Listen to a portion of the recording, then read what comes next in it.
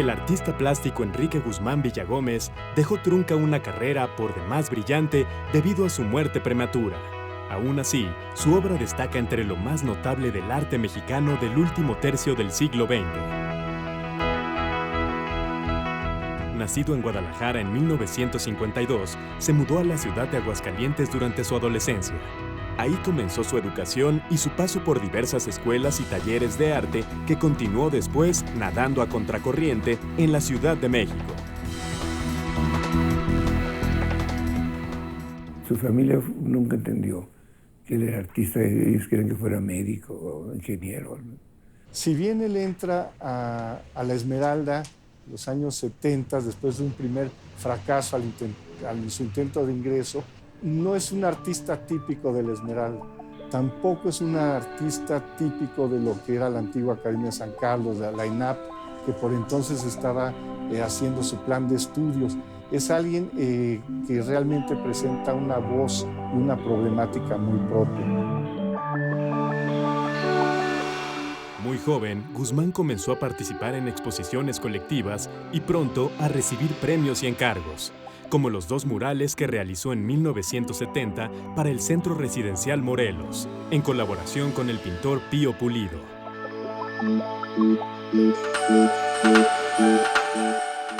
Obtuvo 2 distinciones importantes antes de cumplir 20 años, en un medio mexicano en el que ya existía mucha competencia, digámoslo así, en el espacio de las artes plásticas, como el célebre concurso de Aguascalientes de arte joven, que él gana en 2 ocasiones, como en galerías y museos. En Aguascalientes obtiene un premio a los 17 años, que eso ya habla de su precocidad.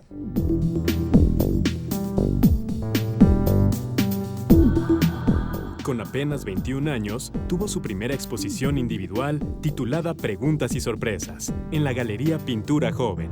Su estilo, cercano al surrealismo, lleno de símbolos y recursos imaginativos, llamaba la atención del público y la crítica.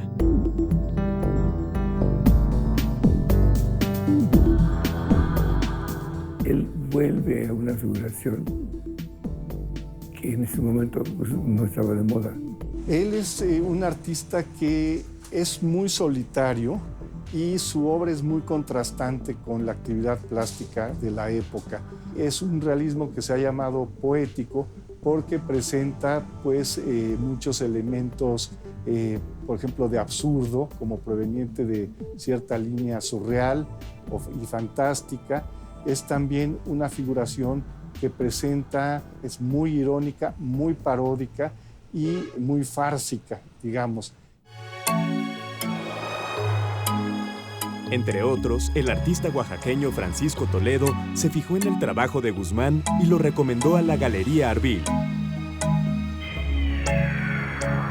Hermoso Toledo, que es amigo de hace 50 años, nos comentó que había este artista interesante, que por qué no lo atraíamos.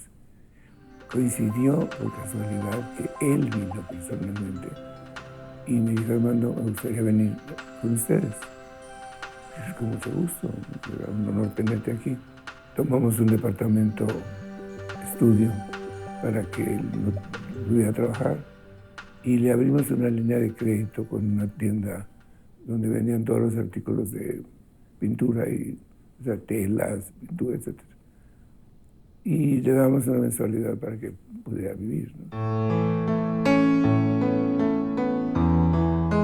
Él era alguien muy introvertido, con una psicología difícil de detectar, muy limítrofe. Era alguien, pues, no en su plena conciencia todo el tiempo. En 1978, a los 26 años, en un arranque de violencia e inestabilidad emocional, Guzmán intentó destruir la obra de la pintora Beatriz Zamora, que había recibido el primer lugar en el Salón Nacional de Pintura. Se volvió muy agresivo. Él estaba acostumbrado a ganar premios porque pues, era muy original. Y hubo una exposición en el Bellas Artes, en el Palacio de Bellas Artes, donde el primero ganó otro artista. Descolgó el cuadro y lo tiró del 3er piso. Indagando en su realidad virtual interior por dónde ser feliz, qué hacer para ser feliz. Acude a las drogas, a todo tipo de drogas, a una bohemia triste y sórdida parece ser, a una imposibilidad de conectarse incluso con artistas que lo estimaban mucho. En 1983, la angustia autodestructiva lo llevó a desgarrar uno de sus cuadros ya puesto en exhibición y también a quemar una buena cantidad de sus dibujos. Despertó una gran polémica y luego en la destrucción de su propia obra. Sus últimos años son de tomar conciencia de esta función fallida de su arte y de esta que más bien se le había vuelto en contra porque se sentía muy presionado y al mismo tiempo se sentía muy avergonzado. Al final nosotros lo perdimos, se fue a vivir a San Luis Potosí. Lo perdimos y viste, nos abandonó, digamos, no volvimos a saber de él.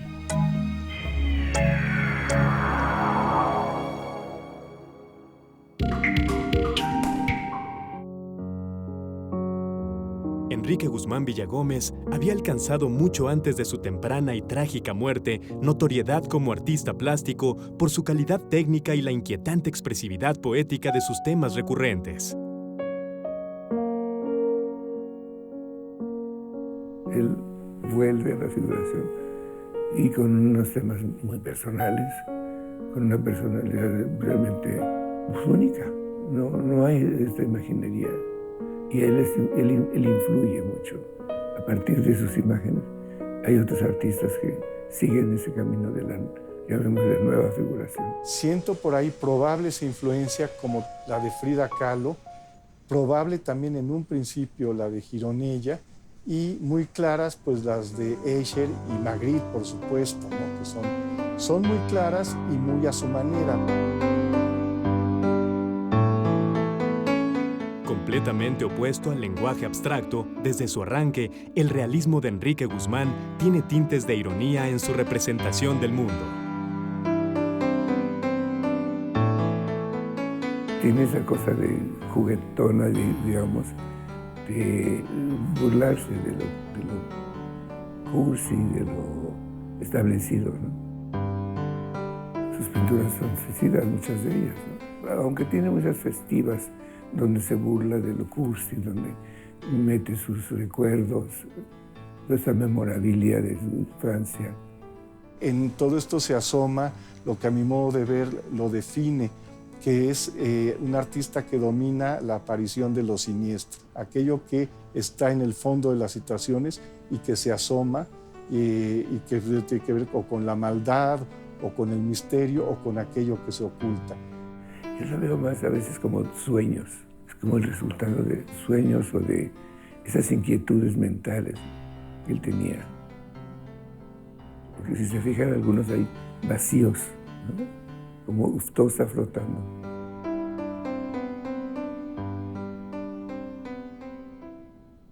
La niña del columpio, con motivos florales y alegres, y está representando su infancia, su vida en un columpio, meciéndose, pero nos voltea a ver con una sonrisa como de muñeca muerta, dice alguien por ahí, o como de niña adulta, me parece a mí más, como de una mujer rota también aparece a mi modo de ver, según la sonrisa que la delata. Es una sonrisa temible y que nos permite ver lo siniestro, aquello que se está revelando a través de un gesto, de un guiño, de una sonrisa, de algo que se va rompiendo en el entorno.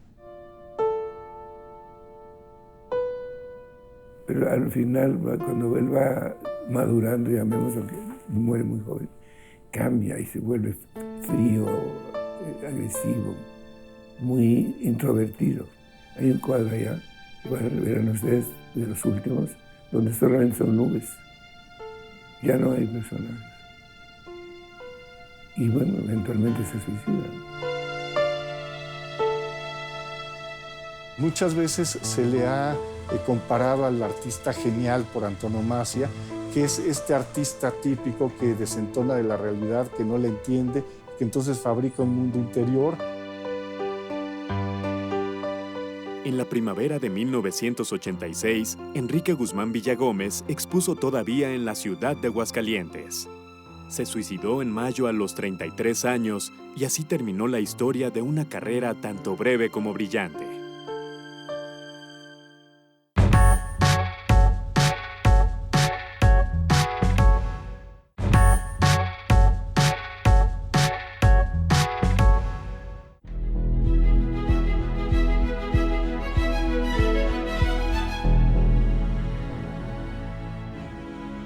El Conservatorio Nacional de Música, cuya fundación se remonta al año de 1866, es sin lugar a dudas una de las instituciones más importantes para la cultura musical de nuestro país.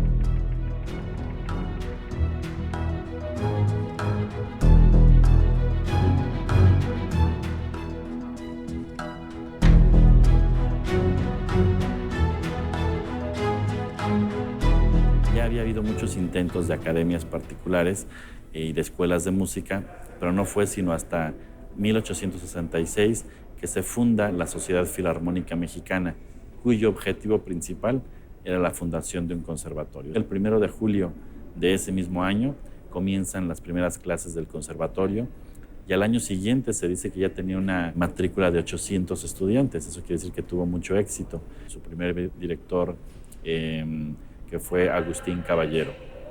Posteriormente, a los 10 años aproximadamente de su fundación, el gobierno lo toma ya como parte de su política educativa, pasa a ser una escuela pública, el Conservatorio Nacional de Música, y tiene una breve interrupción en la época revolucionaria, por razones obvias.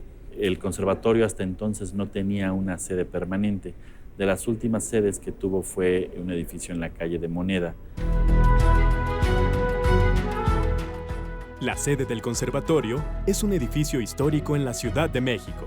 Fue diseñado por el arquitecto Mario Pani y se inauguró en marzo de 1949, cuando el director de la institución era el compositor Blas Galindo.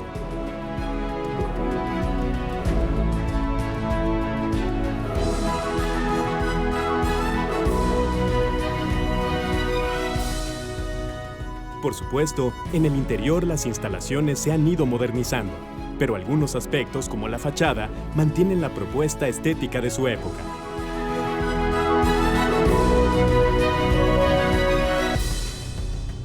Existían estos terrenos donde nos encontramos que pertenecían al grupo hípico alemán. Estaba Manuel Ávila Camacho de presidente, requisa los terrenos y decide donarlos para la construcción del edificio permanente del conservatorio. Se le asigna el proyecto al entonces arquitecto Mario Pani, que había sido chelista también, y se concluye el edificio en 1949. Desde entonces estamos en este magnífico edificio.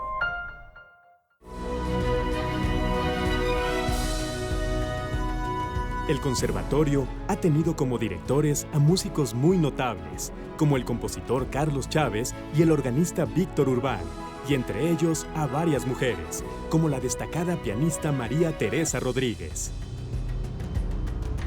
A lo largo de 150 años, ha sido el alma mater de compositores, directores de orquesta, ejecutantes, virtuosos y del surgimiento de corrientes musicales y pedagógicas que forman un panorama muy amplio con numerosos casos de trascendencia nacional e internacional.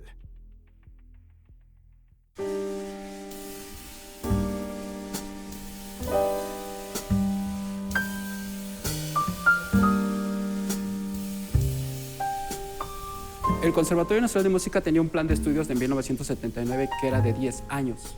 Es bueno y malo. ¿A qué voy con esto? Porque a partir del tercer año o cuarto año, el alumno ya tiene herramientas y empieza a trabajar, empieza a ganar dinero. Y entonces hay una fuga de talento porque como ya trabaja en orquestas semiprofesionales, profesionales, le es difícil concluir con los estudios, todos sabemos por la situación económica, ¿no? Entonces hubo una reducción de plan de estudios de 10 a 8 años. Entonces, el alumno puede obtener un título de licenciado. En general ofrecemos 24 licenciaturas que se agrupan en 4. Licenciaturas en concertismo, que son las de los instrumentos, licenciaturas creativas, que son la licenciatura en composición, licenciaturas educativas, como es la licenciatura en educación musical, y licenciaturas de índole de investigación, que es la licenciatura en musicología. Adicionalmente, tenemos un área previa para niños que le llamamos sector infantil, que es para niños en las edades entre 7 y 11 años. Actualmente, en estas 24 licenciaturas y sector infantil, contamos con una matrícula aproximada de 1,300 estudiantes.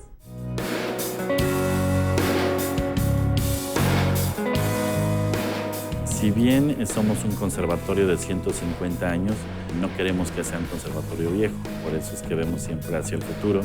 Tenemos grandes planes que ya se están desarrollando. Estamos reequipando el taller de electroacústica, que eso es muy importante para nosotros, el desarrollo de las nuevas tecnologías dentro de la composición y producción musical. Acabamos de abrir cursos sobre música para cine, nos interesa mucho el desarrollo de la música para la imagen. También tenemos ya 2 años funcionando con un excelente ensamble de música contemporánea.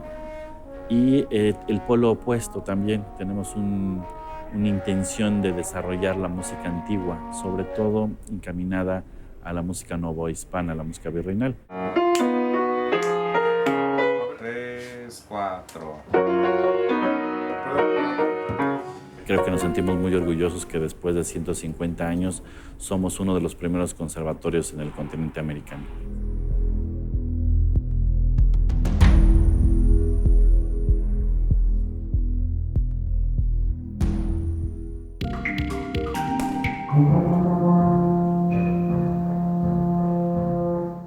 Para celebrar los 150 años del Conservatorio Nacional de Música, se ofreció un programa especial en el Palacio de Bellas Artes.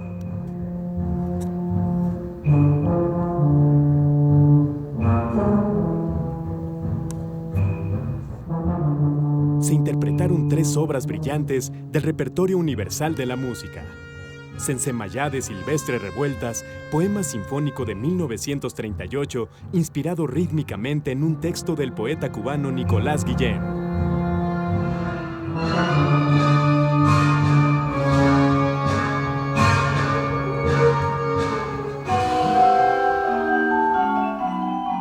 La segunda obra fue La Gloria y la Grandeza, concierto para 3 percusionistas y orquesta, escrito en 1988 por el ya fallecido compositor estadounidense Russell Peck, una obra de 12 minutos que, además de su riqueza sonora, incluye el atractivo visual del desplazamiento de los solistas para ejecutar los diversos instrumentos. Fue interpretado por Julián Romero y alumnos del Conservatorio Nacional de Música.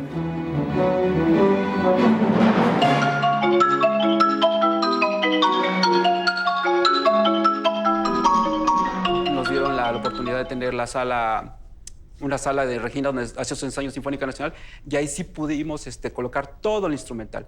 Estuvimos con sesiones como de 5 o 6 horas, así de 3 días, pues, viernes, sábado y domingo, porque el lunes era el gran día, ¿no? De ensayar con la orquesta. Y entonces todos los cambios necesarios, las baquetas, los atriles, me estorbas, me veo, se ve bien, porque también el compositor buscó que no quería poner percusiones por sí y estar todo atiburrado sin que nada se pudiera ver bien.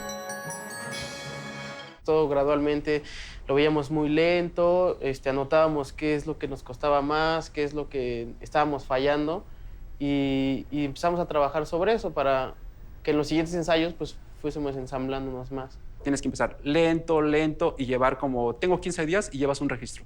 Llevas un registro y vas con bitácora y es lo que hacíamos. Vamos a 110, vamos a 120, 130, hasta tenemos que llegar hasta 180, que era la fecha, ¿no? Pues el compositor en esta obra nos está poniendo 3 sets de multipercusión, nos está poniendo 6 instrumentos de teclado y instrumentos de metal, que son platillos, además de accesorios como lo es pandero, güiro, triángulo. Entonces, él nos hace ver esa cantidad de instrumentos para poder tener la capacidad y lograr hacer el ensamble. Es muy complicado poner marimba, vibráfono, glockenspiel, tambores, bombo, no cabemos. Entonces era un poco complicado y para eso necesitábamos hacer lo que el compositor quería, que eran trazos escénicos.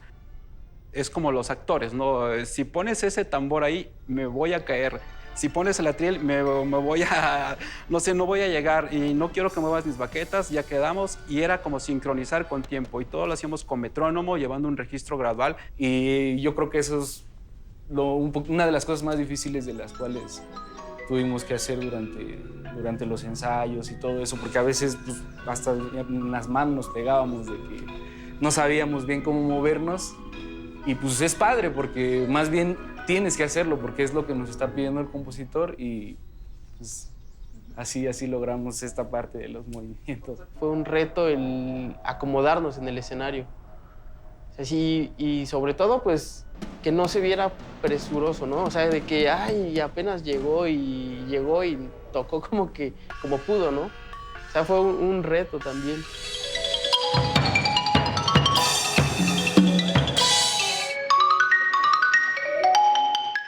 Yo siempre busqué, y siempre lo he buscado con mis alumnos, que no toquen como máquinas. Y esta obra tiene todo eso, ¿no? Tiene todos esos elementos en los que tú puedas mostrar las cualidades técnicas, las cualidades musicales y las destrezas de velocidad que te pide unas velocidades, haz de cuenta, de un metrónomo 180, ¿no? Que es como... Entonces tienes que sincronizar. Son unas velocidades verdaderamente así de que te asustan, expresión y a la vez emoción, y quieres hacerlo y quieres disfrutarlo, ¿no? Y viene la introducción de la cadencia de los tambores y empezamos a sentir energía, que es algo lo que a mí me encanta. Trabajo mucho es la emotividad, la energía, transmitir y crecer hasta que viene el momento donde entra toda la orquesta, ¿no? Y obviamente se desarrolla con la introducción, tiene unos pequeños duelos, le llaman, ¿no? Entre los dos xilófonos, marimba y vibráfono, luego con los tambores, y viene todo gradualmente creciendo, hasta llegar a la culminación de lo que es toda la obra, ¿no? Por sí sola. Desde el momento en que vas a salir al escenario, que para mí es como volver a nacer, ¿no? Porque detrás del escenario es oscuro, ves una luz al fondo y cuando abres la puerta el público te envuelve, ¿no? Es alguna experiencia que no se puede contar y se tiene que estar parado ahí para vivirla.